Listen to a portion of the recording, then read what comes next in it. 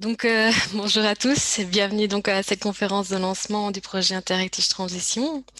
Donc effectivement, moi je suis Mathilde Musin, je suis directrice de l'Eurométropolitanie Campus située à Tournai en Belgique et je représente ce qu'on appelle le chef de file. Donc je suis chargée du bon déroulement du projet et j'y ai été également à l'initiative lors de sa création et je suis vraiment ravie que ce projet ait pu voir le jour. Donc ici, je suis chargée de vous donner un petit peu les quelques éléments de contexte par rapport à ce projet, pourquoi il existe, quels sont ses objectifs. Alors, je vais commencer par la genèse du projet, pourquoi ce projet a été mis sur pied. Il y a plusieurs constats et opportunités sur lesquels on s'est basé. Donc, tout d'abord, on s'est rendu compte qu'il y avait un développement très rapide des enjeux du numérique dans l'éducation, l'enseignement et la formation. Et cet enjeu a été exacerbé, on le sait, par la crise sanitaire et les confinements que nous vivons actuellement. En parallèle, il y a donc un réel besoin exprimé par les professeurs, les formateurs pour s'adapter à la transition numérique de leur métier. Or, bien, de nombreuses initiatives existent de part et d'autre de la frontière, aussi bien en France qu'en Belgique, mais on se rend compte qu'il y a peu de formations structurantes pour ce public par rapport à la demande du terrain. Et par ailleurs, les formations qui sont proposées ne sont pas toutes valorisables ou reconnues de part et d'autre de la frontière. En Wallonie-Picard, dont on travaille, nous à l'Icampus, on s'est vraiment rendu compte qu'il y avait énormément de Belges, de formateurs, enseignants, professeurs qui allaient se former par exemple à l'Université de Lille et qui revenaient avec un diplôme qui malheureusement n'était pas reconnu ou valorisé. Donc c'était sur base de ça que le projet Teach Transition a été créé. Donc les objectifs du projet, c'est vraiment de créer avec les partenaires un dispositif cadre et des parcours de formation continue à destination des professeurs et des formateurs souhaitant répondre à la transition numérique de leur métier.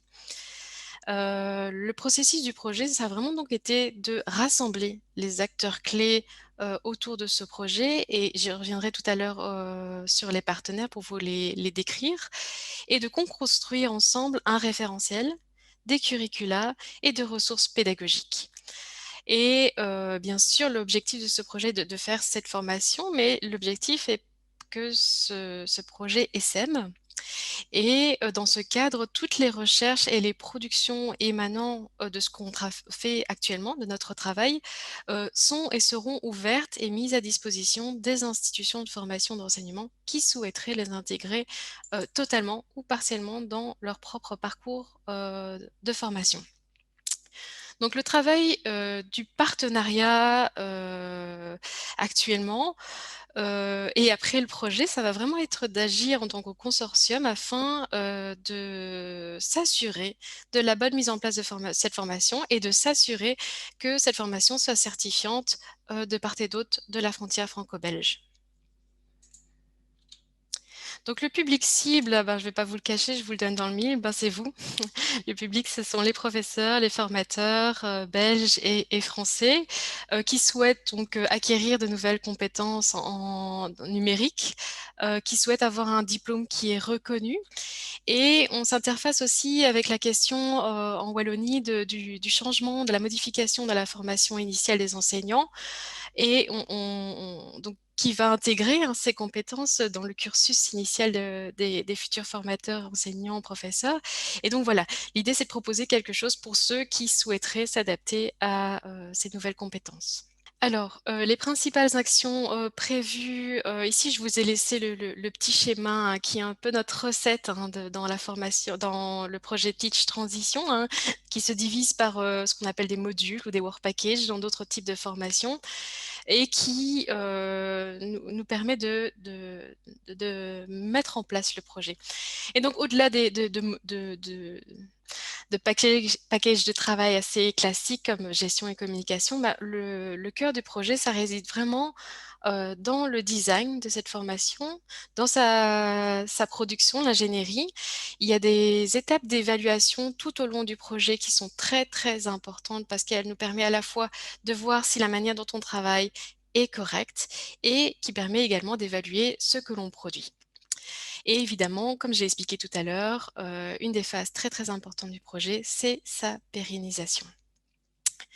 Donc ici, de manière très concrète, on est en train de créer, hein, de cette formation, d'y travailler en tout cas, et l'idée c'est qu'elle soit disponible dans une première version pour 2000 la rentrée académique, l'année pardon, académique 2021-2022 et l'idée c'est d'après de la faire évoluer, s'assurer de sa pertinence et pouvoir du coup la laisser, ben, vivre sa vie, par la suite.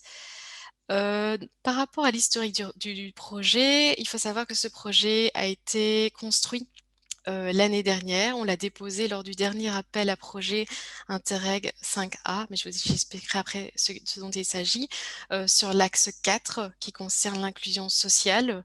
C'est un projet qui a démarré au 1er janvier de cette année et qui devrait se terminer le 31 mars 2022.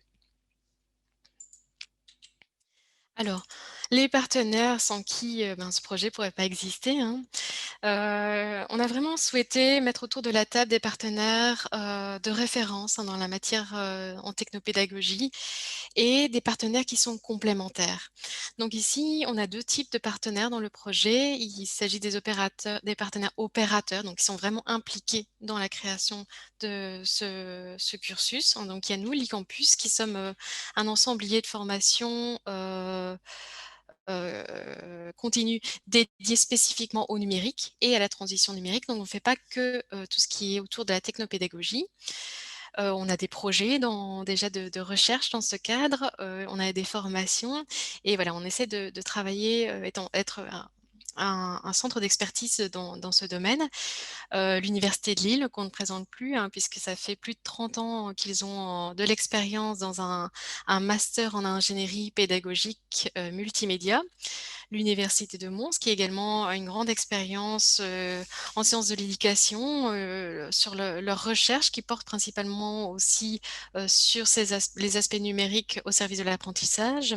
L'université de Mons qui est également connue pour, son MOOC, l'innovation pédagogique dont vous êtes le héros et Technofuturtique, heu, centre de compétences donc dans les métiers d'éthique et qui nous accueille ce soir, hein, de manière virtuelle et qui propose également de nombreuses, formations continues dans ce cadre et qui dispose depuis un peu plus d'1 an, je pense, Jonathan, tu me corrigeras si je me trompe, mais d'un EduLab, hein, depuis ce moment-là, qui est très chouette également.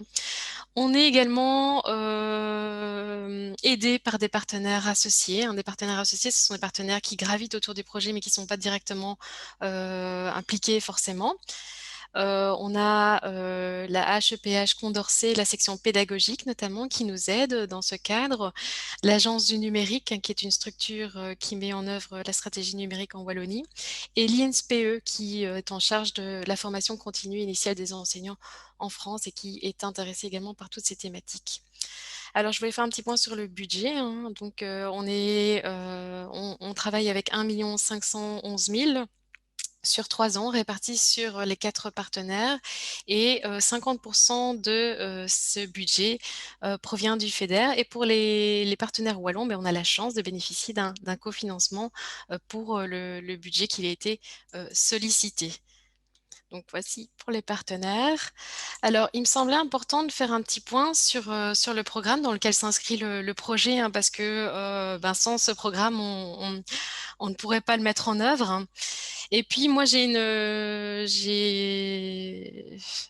longue relation avec ce programme, hein, que c'est pas du tout mon coup d'essai, hein, le Interreg et ça permet effectivement de réaliser de beaux projets, mais c'est avant tout une, aventure humaine.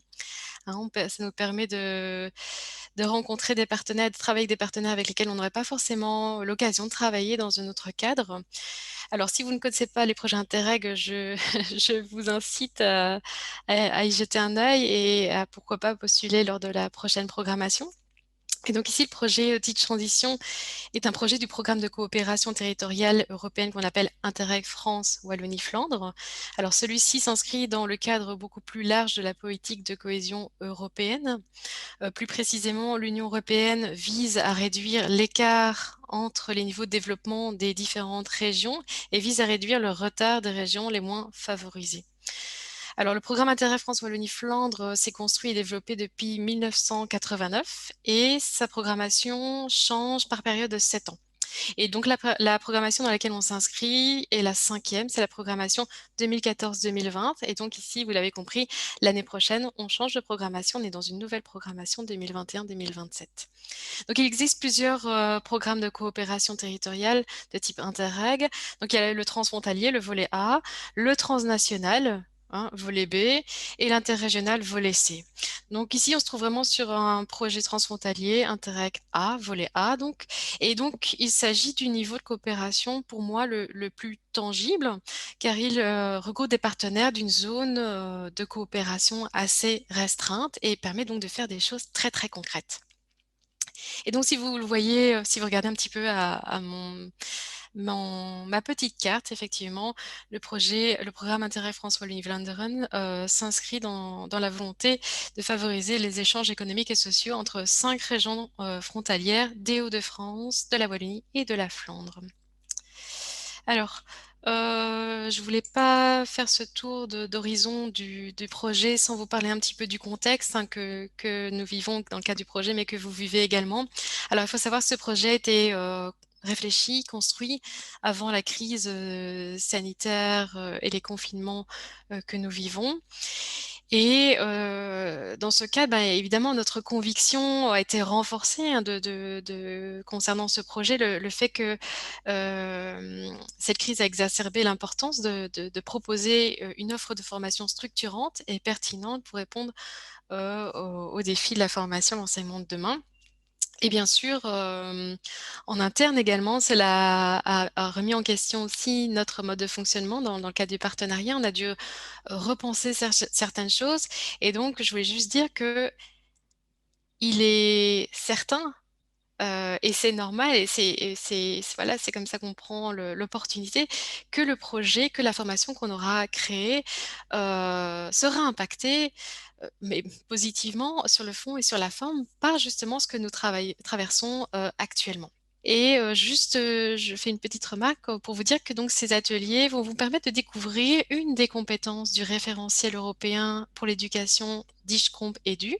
Et c'est pas été choisi par hasard, parce que c'est vraiment ce référentiel qu'on va utiliser comme base dans le cadre de notre projet pour créer ce certificat interuniversitaire. Je ne voulais pas partir sans remercier vivement Technofuture TIC, notamment Jonathan et Pauline, pour l'organisation de l'événement, mais également évidemment, ça va sans dire, mes partenaires de l'UMONS et de l'ULIL pour leur implication. Et enfin, ben, je remercie les représentants du programme Interreg, les équipes techniques, le secrétariat conjoint, les représentants du gouvernement wallon et des administrations wallonnes pour leur soutien et leur aide précieuse dans la mise en œuvre de ce beau projet.